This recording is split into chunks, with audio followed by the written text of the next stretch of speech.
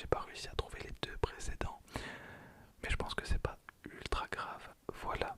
Alors, l'arrière de la boîte est assez sobre. Il y a 4 langues inscrites, tout simplement parce que les cartes n'ont que des logos. Il n'y a aucun texte sur les cartes. Voilà, ce qui facilite grandement la distribution du jeu de cartes. Ok, c'est parti.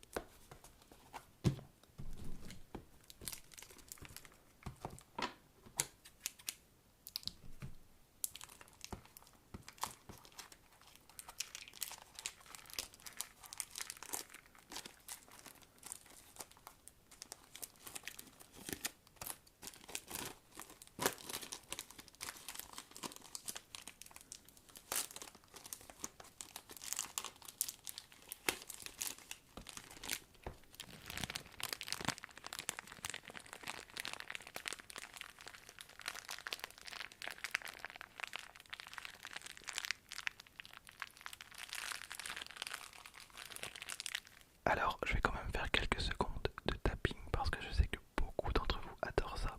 Et puis on entame directement l'ouverture. Donc, à tout de suite, à tout de suite.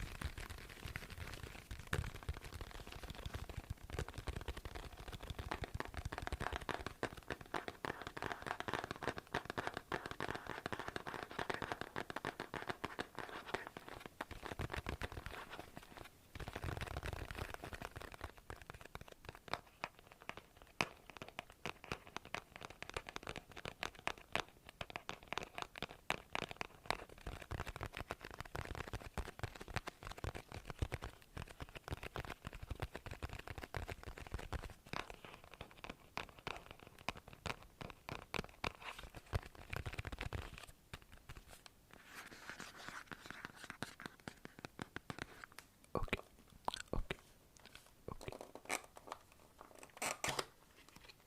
Voilà. Alors, on a normalement les tapis de jeu. Si c'est comme dans Naruto. Voilà. Et on a les deux decks. Ok, on va dégager ça.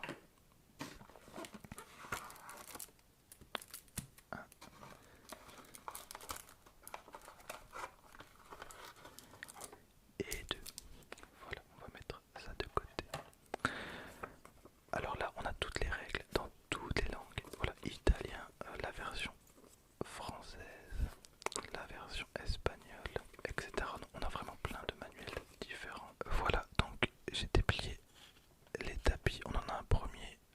Alors, ils sont pas recto verso, hein. Je pense que c'était pareil pour Naruto. Naruto, c'était quasiment les mêmes tapis. Bon, bien évidemment, c'était pas les mêmes artworks, mais il y avait les mêmes emplacements. Les mêmes emplacements, ce qui est logique au final. Donc voilà les deux tapis.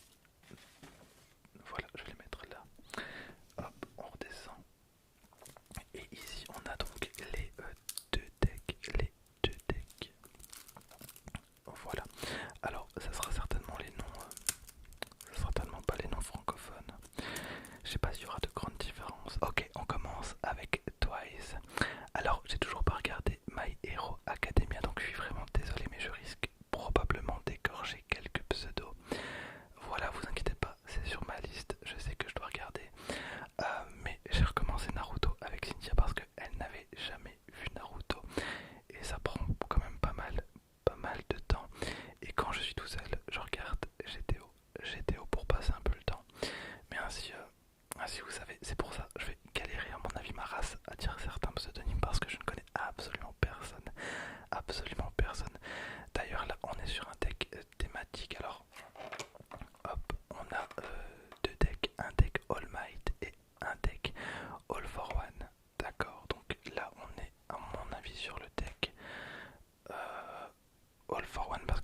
regardé les 2-3 premiers épisodes de My Hero Academia.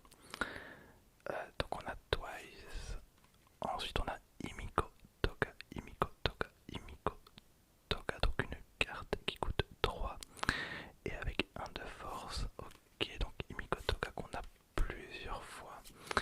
Ensuite on a Black Mist ou Kurogiri, Kurogiri, Black Mist, Kurogiri. Alors j'imagine que ça c'est le nom en VO et ça c'est le nom anglais ou francophone, j'en sais strictement rien du coup. Black Mist, très bien, j'ai l'impression qu'on est sur un deck un peu sombre, avec une thématique un petit peu dark. Monsieur Compresse, d'accord. Mister Compresse. Voilà, en tout cas les cartes sont vraiment cool. Et vous avez vu, il n'y a pas de texte, il n'y a pas de texte. Mister Compresse qu'on a plusieurs fois. Alors c'est normal hein, qu'on ait des cartes en double, voire en triple. C'est pour permettre une synergie dans la façon de jouer, pour que le deck tourne. Voilà, on m'a déjà posé la question plusieurs fois en me disant pourquoi il y avait plusieurs fois les mêmes cartes dans les decks de démarrage, que ce soit Pokémon, Dragon Ball ou autre. Ben, c'est pour que le deck réussisse à tourner. Voilà, donc on enchaîne avec Spinner, qu'on a plusieurs fois également. Ensuite on a Magnette, Magnette, Magnette, Magnette. D'accord, plusieurs fois. Ensuite on a Moonfish, Moonfish, donc poisson lune, j'imagine. Ah ok, bah je savais pas qu'il y avait ce genre de bail dans My Hero Academia. On est quand même sur un truc un petit peu glauque. Ah c'est cool, enfin moi j'aime beaucoup, mais je voyais pas du tout My Hero Academia comme ça. D'accord, donc on est d'accord que c'est totalement sédan. C'est totalement sédan. Ok, donc on a Moonfish. Très bien. Ok, désolé pour le bruit, donc on a Moonfish. Alors, par contre, j'imagine que ce personnage-là n'est absolument pas bienveillant. Muscular. Ok, à mon avis, on est sur un deck d'enculés où il n'y a que des méchants persos, j'imagine. Muscular. Parce qu'il a clairement pas une tête qui inspire confiance, donc muscular. Muscular. Très bien, donc là, on est quand même sur des cartes un peu plus fortes. Donc muscular qu'on a quand même pas mal de fois. Ensuite on a Mustard, Mustard, Mustard qui coûte 2. Hop. Ensuite on a le All for One, All for One, All for One. D'accord.